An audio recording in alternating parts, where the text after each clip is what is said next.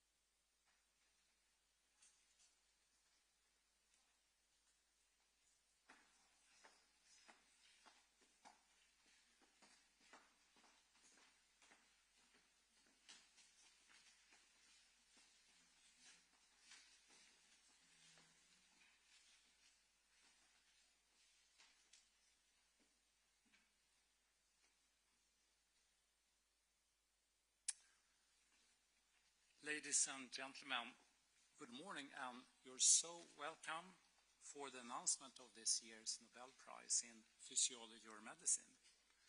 My name is Thomas Perlman, and I'm the Secretary General of the Nobel Assembly. I will first read the announcement in Swedish, followed by English. We will then, as usual, present some background to the prize and open up for questions. Nobelförsamlingen vid Karolinska Institutet har idag beslutat att Nobelpriset i fysiologi eller medicin år 2025 skall delas lika mellan Mary Brunkov, Fred Ramstell och Shimon Sakaguchi för deras upptäckter rörande perifer immuntolerans. The Nobel Assembly at Karolinska Institute has today decided to award the 2025 Nobel Prize in Physiology or Medicine jointly to Mary Branco, Fred Ramsdell, and Shimon Sakaguchi for their discoveries concerning peripheral immune tolerance. Here are the three laureates. Mary Branco was born in 1961 and received a PhD from Princeton University in the United States. The work for which she is awarded was performed at a biotech company, Celltech Cyroscience in Bothell, Washington. She is currently a senior program manager at the Institute for Systems Biology in Seattle. Fred Ramsdell was born in 1960 and received a PhD in 1987 at the University of California in Los Angeles. The work for which he is awarded was performed at the same biotech company, Celltech Cyroscience. He is currently a scientific advisor at the company he himself founded, Sonoma Biotherapeutics in San Francisco and in Seattle.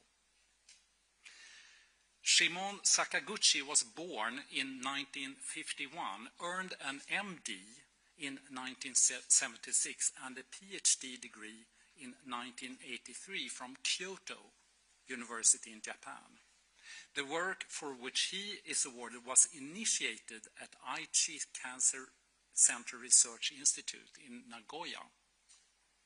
He is currently a distinguished professor at the Immunology Frontier Research Center at Osaka University. I now turn to Professor Marie Waren-Herlenius, member of the Nobel Committee, who will now describe this year's Nobel Prize discoveries. Please, Marie.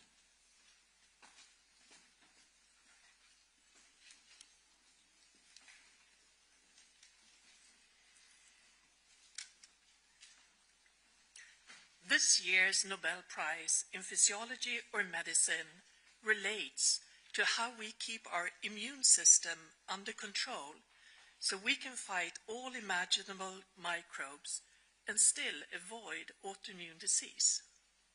Let me explain. We are constantly exposed to a myriad microbes, and our immune system has developed to protect us from them. To detect all different varieties of microbes, existing ones and ones that may come, specialized cells in our immune system, the T cells, have receptors. We can form billions and billions of these receptors, all with different shapes that bind to different proteins. The T cells help us fight infection, and without them, we cannot live long. Among all this diversity, some T cells receptors will unavoidably recognize proteins and structures in our own bodies, so-called self-reactivity. These self-reactive T cells may become harmful and cause autoimmune diseases such as type 1 diabetes, multiple sclerosis, and rheumatoid arthritis. So how does our body solve this problem? From early life, our T cells are generated in the bone marrow and then travel to the thymus, where they go through a test. In this test, harmful self-reactive T cells are eliminated in a process called central tolerance.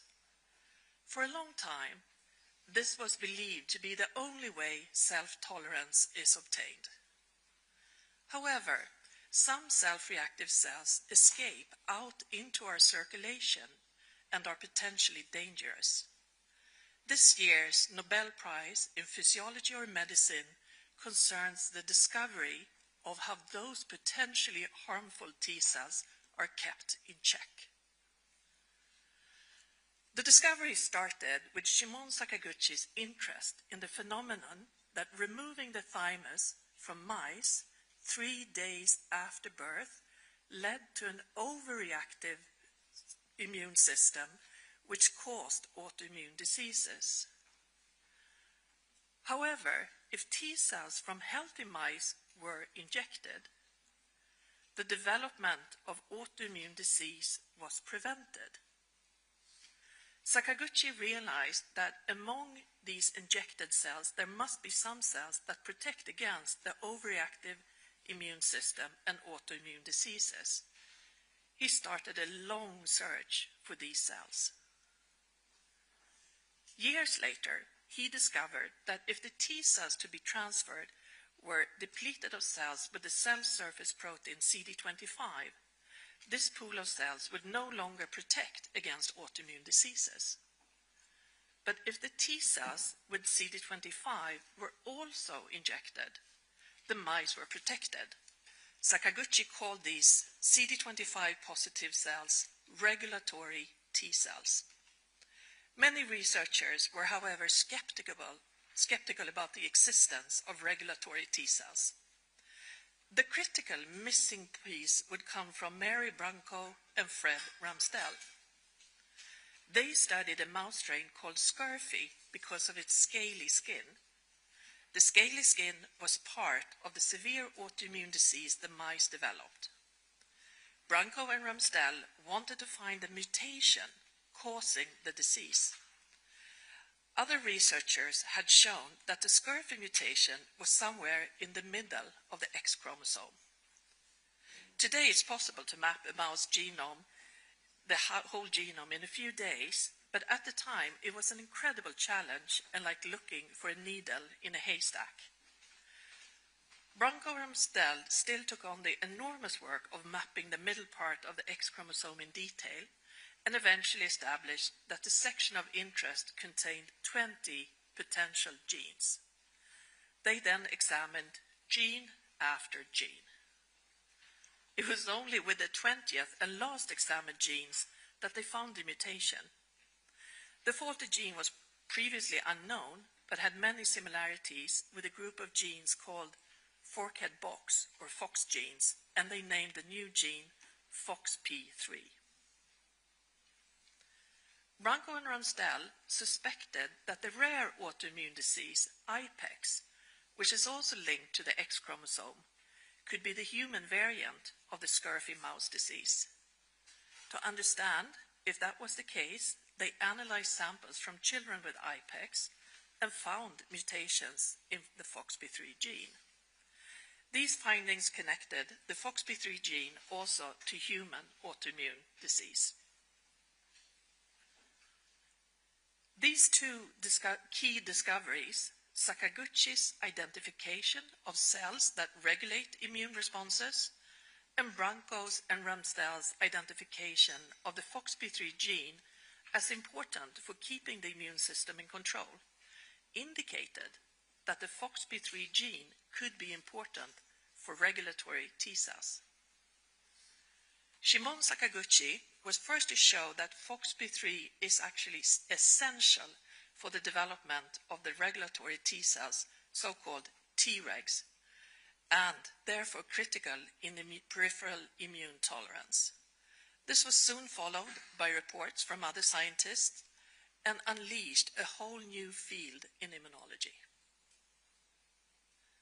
Subsequent studies show that when autoreactive T cells get activated, the regulatory T cells act to control them, both through cell-cell contacts and by soluble molecules.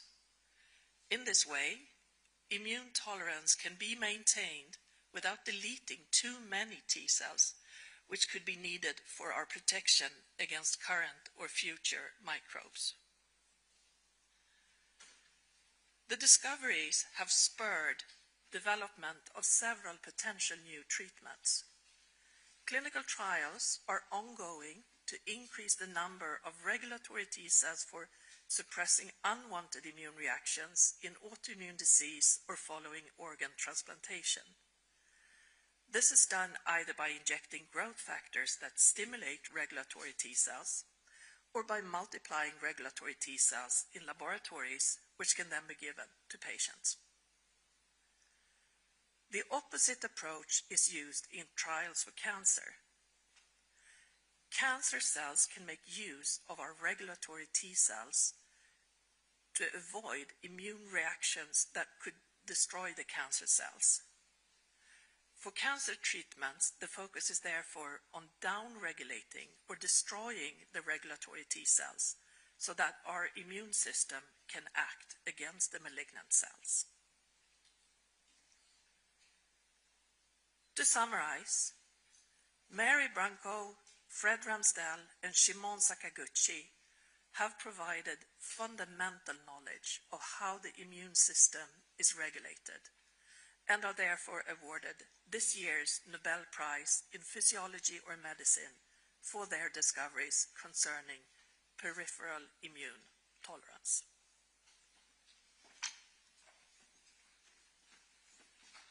Thank you, Marie. So with that, I would like to open up for questions. So please raise your hand and maybe say your name. Any question? Here we have one question.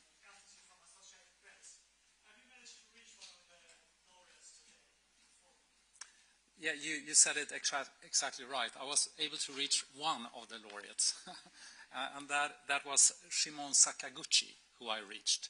I got hold of him at his lab, and he sounded incredibly grateful and expressed that it was a fantastic honor, and he was quite taken by the news. Fortunately, I had a lot of information to give him, so that worked out okay. Unfortunately, I wasn't able to reach any of the other two. They are probably, we have their phone numbers, but they're probably on silent mode, and I asked them to, if they have a chance, call me back. Anyone else? Yes? Sure. Could you please say something about concrete treatments that are based on this year's findings? Yeah. So I'll give the word to, and I forgot to introduce also, we have two additional experts here. Gunilla Karlsson-Hedestam, member of the Nobel Committee, and also Ole Kempe, chair of the Nobel Committee. And Ole, if you could take that first question. What you have to realize is that this year's Nobel laureate get the prize for discovering a principle, the principle where peripheral tolerance is mediated by T regulatory cells that are FOXP3 positive. So, having that said, there is quite a lot of development going on, but it's still early studies. Which are both some negative studies and some studies that in an early phase has given positive results. Like, for example, stimulating of the IL-2 receptor in patients with atopic dermatitis. So the IL-2 receptor is the same as the CD25. So, and there is a lot of CD25 on T regulatory cells, and then you can stimulate them, you expand them, and you get more Tregs. That's one study that has worked, but there are many more alternatives using genetic methods to insert specific T cell receptors. If you know what the receptor against a specific autoantigen is, you can get much more forceful T regulatory cells. Or you can use the CAR-T principle. You add genetically an antibody to the area where you want this suppression to occur. But as I said, we are in early days. Any more? Here we have one, yes.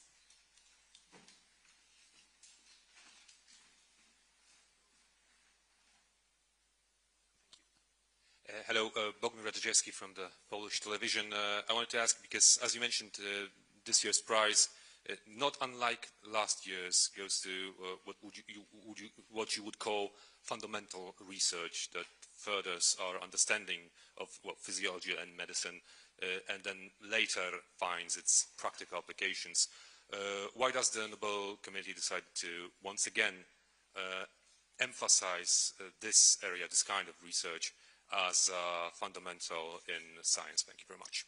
Maybe I could just briefly answer that. This is a prize in physiology or medicine. And as you say, I mean, they're tightly connected because physiology knowledge leads to medical treatments. And actually, as Ulle mentioned, there's a lot going on. There are currently over 200 clinical trials involving regulatory T cells. And it starts there. But you're absolutely right. This is a prize for a fundamental new discovery and understanding. And it's a mix of that. We don't deliberately take a decision that this year it's going to be this or that. We always take the most suitable proposal that we have scrutinized and reviewed sufficiently, and that is really worthy of a Nobel Prize. Any more? I know people are usually eager for their interviews, but maybe you have something you're curious about that everyone else would be as well. No one? Doesn't seem so. Then we thank you very much for coming, and those of you who have planned interviews are welcome to find your location, and we will help everyone as rapidly and fast as we can. Thank you so much.